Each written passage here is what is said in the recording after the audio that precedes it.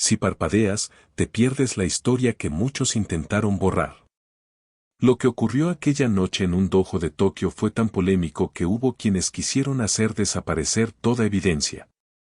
Y cuando descubras por qué, vas a entender que no se trataba solo de artes marciales, sino de orgullo, tradición y una verdad que nadie quería aceptar. Quédate hasta el final, porque este enfrentamiento cambió para siempre la forma en que muchos veían el combate real. La hoja de la katana brillaba bajo las luces del dojo, casi 1 metro de acero plegado que había pasado por 6 generaciones de la familia de Miyamoto Keiko. Ella la sostenía en una postura perfecta de guardia media, la punta alineada directamente con la garganta de Bruce Lee. A unos 3 metros de distancia, Bruce estaba descalzo, sin camisa y completamente desarmado, con las manos abiertas en posición de guardia de Wing Chun.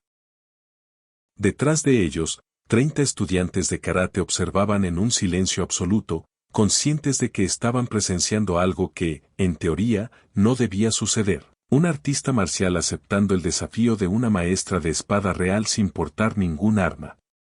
Esta es la historia de una de las demostraciones marciales más controvertidas en la historia de Tokio, y de por qué ciertos sectores intentaron que nadie volviera a hablar de ella. El dojo estaba en Shinjuku, en Tokio, Japón, y pertenecía al maestro Takeshi Yamamoto, instructor de karate séptimo dan que había estudiado directamente con Hichin Funakoshi. Su escuela seguía reglas estrictamente tradicionales, nada de torneos, nada de trofeos, solo alumnos serios en busca de conocimiento auténtico.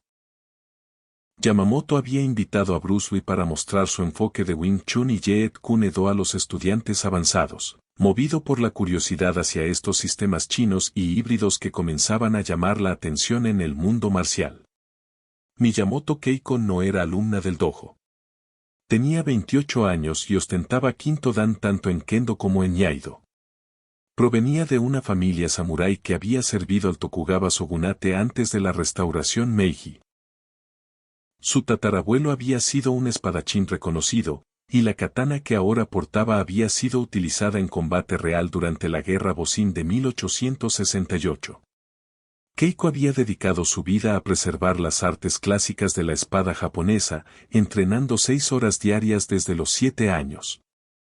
Para ella, la reciente popularidad de sistemas extranjeros no era una evolución, sino una amenaza a la pureza de la tradición. Había acudido al dojo de Yamamoto con un objetivo claro: demostrar la superioridad de las artes marciales japonesas clásicas frente a lo que consideraba métodos modernos de moda. Mientras Bruce realizaba su demostración con el muñeco de madera y ejercicios con paos, Keiko permanecía al fondo del dojo, brazos cruzados y expresión dura, sin ocultar su desaprobación. Cuando Bruce terminó y abrió espacio para preguntas, ella avanzó antes de que nadie más pudiera hablar.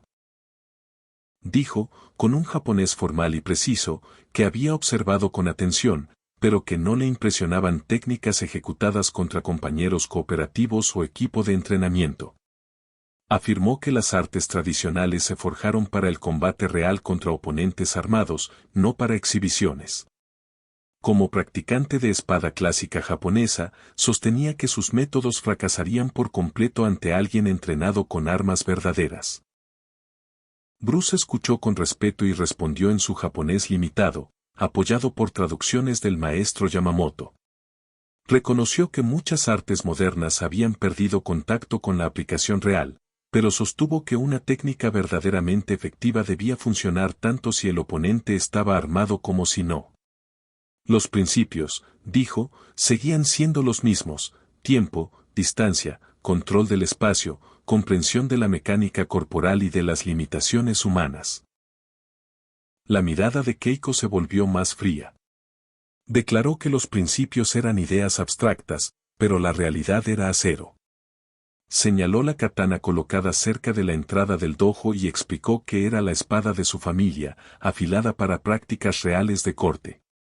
Si Bruce realmente creía en la eficacia de su sistema, debía demostrarlo contra una hoja auténtica. Si lograba vencerla mientras ella la blandía, admitiría que sus métodos tenían valor. Si no, debería dejar de enseñar técnicas que, en un enfrentamiento verdadero, podrían costar la vida a sus alumnos. El dojo quedó en un silencio total. Todos entendían lo que estaba proponiendo, un combate entre un hombre desarmado y una maestra de espada con filo real. El maestro Yamamoto se puso de pie de inmediato, dispuesto a rechazar el desafío en nombre de Bruce y expulsar a Keiko por sugerir algo tan peligroso. Pero Bruce levantó la mano con calma, indicando que quería responder. Aceptó, pero bajo condiciones claras. Primero, la espada debía ser real y estar tan afilada como ella afirmaba, nada de armas de práctica. Segundo, ella debía atacarlo con intención genuina, como lo haría contra un enemigo real. Tercero, establecerían un límite de 3 minutos. Si en ese tiempo él no lograba desarmarla o forzar su rendición, reconocería públicamente la superioridad de las artes tradicionales. Si lo conseguía, ella aceptaría que la eficacia trasciende estilos y armas. Keiko asintió una sola vez, con firmeza.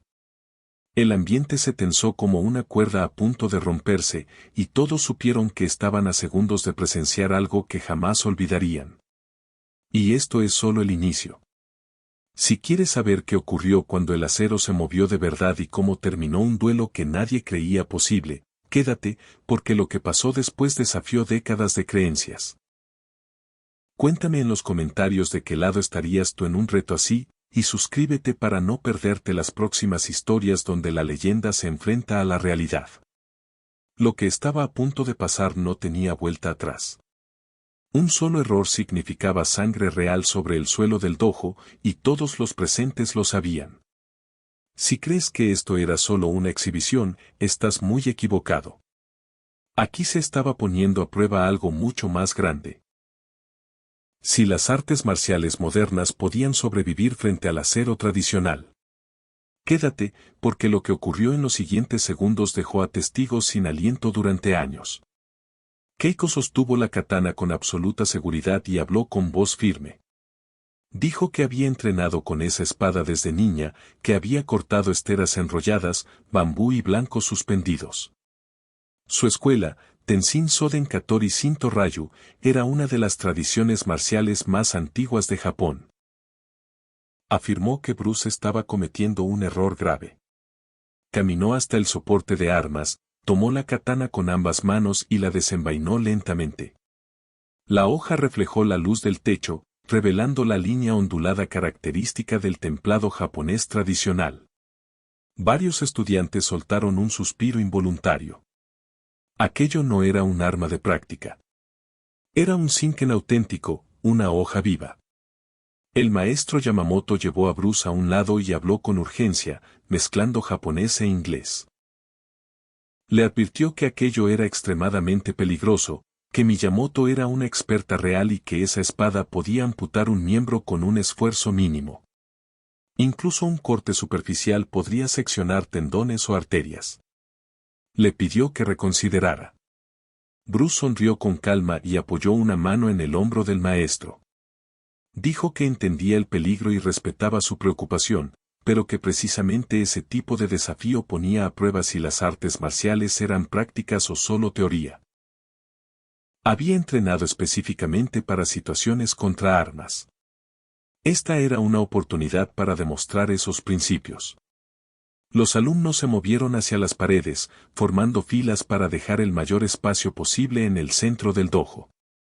Keiko hizo una breve reverencia ritual a su espada y tomó posición en un extremo del área de entrenamiento. Bruce caminó al lado opuesto, se quitó los zapatos según la etiqueta del dojo y quedó descalzo sobre la madera pulida. Giró los hombros una vez, respiró profundo 3 veces para centrarse y adoptó una guardia suelta, equilibrada, con las manos abiertas a la altura del pecho. El maestro Yamamoto se colocó como árbitro, aunque su expresión dejaba claro que esperaba detener el combate antes de que alguien resultara gravemente herido. Miró a ambos, recibió una leve señal de asentimiento y dio la orden tradicional. Comiencen. Keiko avanzó de inmediato, cerrando la distancia con pasos fluidos y controlados. Sostenía la espada con la punta dirigida a los ojos de Bruce, una posición clásica que amenaza la visión del oponente mientras mantiene capacidad defensiva. Bruce no retrocedió en línea recta. Se movió de lado, girando en el borde de la distancia crítica en la que un ataque se vuelve posible. Observaba cada detalle, los cambios sutiles de peso antes de un movimiento, la tensión en las manos que sujetaban la empuñadura, el ritmo de su respiración.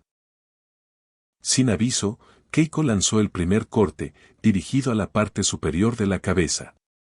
Fue un ataque de manual, ejecutado con velocidad sorprendente y una trayectoria perfecta, el tipo de golpe que partiría una estera de paja en dos sin esfuerzo. Bruce inclinó la cabeza apenas unos centímetros hacia la izquierda al mismo tiempo que dio un paso hacia ella, no hacia atrás. Fue un movimiento que desafiaba el instinto natural de alejarse de una hoja afilada. Y en ese instante, todo el dojo entendió que lo que estaban viendo no se parecía a nada que hubieran presenciado antes. Si quieres descubrir cómo continuó este intercambio imposible y qué decisión cambió el rumbo del duelo, quédate hasta el final. Luego dime en los comentarios qué habrías hecho tú frente a una espada real, y suscríbete para no perderte las próximas historias donde la tradición y la realidad chocan sin aviso. El acero cortó el aire donde su cabeza había estado apenas un instante antes, y el avance de Bruce lo colocó dentro del alcance muerto de la espada, esa zona donde la longitud de la hoja deja de ser ventaja y se convierte en estorbo. Su mano derecha salió disparada con un Pak Sao de Wing Chun, una palmada de desvío que golpeó la muñeca adelantada de Keiko justo cuando el corte descendente terminaba su arco, empujando la hoja aún más fuera de línea y arruinando su capacidad de encadenar un segundo ataque. Al mismo tiempo, su mano izquierda tomó el codo de ella, controlando la articulación e impidiendo que girara la espada de vuelta hacia él. Todo ocurrió en unos 2 segundos, pero Bruce ya había creado un instante en el que la katana quedó neutralizada. El entrenamiento de Keiko respondió al instante. Ejecutó un Tai Sabaki, una rotación corporal diseñada para liberarse de agarres y recuperar la distancia ideal. Logró soltarse del control inicial, pero ese breve contacto le había dado a Bruce información valiosa sobre su fuerza, equilibrio y velocidad de reacción. Volvieron a separarse. Keiko ajustó su valoración de su oponente. Se había movido con una precisión que no esperaba y su sincronización era impecable. Atacó de nuevo, esta vez con un tsuki directo al plexo solar, una estocada más rápida y difícil de defender que el corte anterior. Bruce mostró por qué años de entrenamiento específico crean reflejos que superan al pensamiento consciente. Sus manos se movieron en combinación de Tan Sao y Bon Sao, desviando la estocada lo justo para que pasara rozando su torso mientras cerraba distancia otra vez. Pero Keiko lo había previsto y lanzó un corte horizontal diagonal con fuerza suficiente para abrir costillas. Lo que pasó después fue analizado durante años. Bruce bajó su centro de gravedad de forma súbita, comprimiendo las piernas y descendiendo varios centímetros en una fracción de segundo. La hoja pasó sobre su hombro por un margen mínimo. Alumnos de la primera fila juraron que vieron moverse mechones de su cabello por el viento del filo al pasar. Aprovechando el momento en que el peso de Keiko estaba comprometido en el corte, Bruce barrió su pie delantero con una técnica de Wing Chun, rompiendo su base. Keiko tropezó, pero no soltó la espada. Giró sobre el pie trasero para encararlo de nuevo. Respiraba con más fuerza ahora, frustrada de que 2 ataques potencialmente letales hubieran fallado. Bruce, en cambio, seguía sereno, centrado, sin mostrar tensión ni fatiga. Llevaban alrededor de 90 segundos. El siguiente intercambio fue tan veloz que incluso artistas marciales experimentados tuvieron dificultades para procesarlo. Keiko amagó un corte alto y luego deslizó la hoja en un ataque bajo dirigido al brazo extendido de Bruce, buscando cortar tendones y anular su defensa. Bruce no mordió el anzuelo del amague. Cuando el verdadero ataque vino hacia su brazo, lanzó un Bill Sao, un golpe penetrante con los dedos que interceptó las manos de Keiko, no la hoja, impactando puntos sensibles en el dorso de sus manos con suficiente fuerza para debilitar su agarre por un instante. La katana vaciló apenas una fracción de segundo. Fue suficiente. La otra mano de Bruce atrapó su muñeca derecha. Giró el cuerpo usando las caderas como eje, y de pronto Keiko sintió que su propia fuerza comprometida la arrastraba hacia adelante y abajo. Tenía dos opciones, soltar la espada o caer de frente. Su orgullo no le permitió liberar la hoja familiar por voluntad propia, así que cayó. Bruce guió la caída con precisión, controlando su descenso para que impactara firme pero segura contra el suelo del dojo, boca abajo, con el detrás. Sin perder el control de la muñeca y la mano que sostenía la espada, aplicó una llave articular conocida en Wing Chun como control de articulaciones, una manipulación que hacía mecánicamente imposible mantener el agarre o mover la hoja. El dolor recorrió su muñeca y su mano se abrió de forma refleja. La katana golpeó la madera con un sonido seco. Bruce soltó de inmediato, dio un paso atrás y realizó una reverencia respetuosa. Y ahí, en ese silencio cargado, todos entendieron que no habían presenciado una simple victoria física, sino un choque de filosofías. Si esta historia te tiene con el pulso acelerado, espera a conocer lo que ocurrió después fuera del tatami. Déjame en los comentarios qué opinas de enfrentar armas con manos vacías y suscríbete para seguir explorando relatos donde la habilidad, la mente y el carácter se ponen a prueba al límite. El combate completo duró 2 minutos y 45 segundos, apenas 15 segundos por debajo del límite acordado. El maestro Yamamoto quedó inmóvil, con la mano a medio levantar para señalar el final, intentando asimilar lo que acababa de presenciar. Los estudiantes estallaron en murmullos confusos, unos impactados, otros eufóricos, todos tratando de entender cómo un luchador desarmado había logrado neutralizar a una auténtica maestra de espada sin sufrir un solo corte. Keiko permaneció en el suelo unos instantes, mirando su mano vacía y la katana reposando a poca distancia. Bruce caminó con calma hasta donde estaba la espada, la recogió con ambas manos con el cuidado y respeto que exige un arma así, y se la llevó. Ella ya se había incorporado hasta quedar sentada. Bruce se la ofreció de forma ceremonial, con el filo orientado hacia sí mismo, una clara señal de respeto y ausencia de agresión.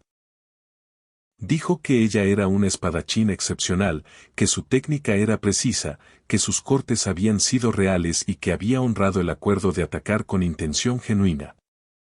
Aclaró que no había derrotado su arte, sino que había aplicado principios que funcionan contra cualquier agresión, con o sin armas, el tiempo, la colocación y la comprensión de la ventaja mecánica. Añadió que su entrenamiento tradicional era valioso y debía preservarse, pero que toda disciplina marcial, antigua o moderna, necesita probarse frente a resistencia real para seguir siendo efectiva. Keiko tomó la espada, la guardó en la vaina y realizó una reverencia profunda desde la posición sentada. Cuando habló, su voz era baja pero firme. Dijo que había entrenado con esa espada durante 21 años, que había vencido a más de 200 oponentes en combates de kendo y que jamás había sido desarmada. Reconoció que Bruce no había usado trucos ni suerte, sino que había entendido debilidades del combate con espada que la mayoría de luchadores desarmados no comprenden, que el arma solo es verdaderamente eficaz a ciertas distancias y ángulos, y que controlar la mano que la empuña puede ser más decisivo que intentar esquivar la hoja. Admitió que se había equivocado al desafiarlo con arrogancia y también al asumir que lo tradicional es superior solo por ser antiguo.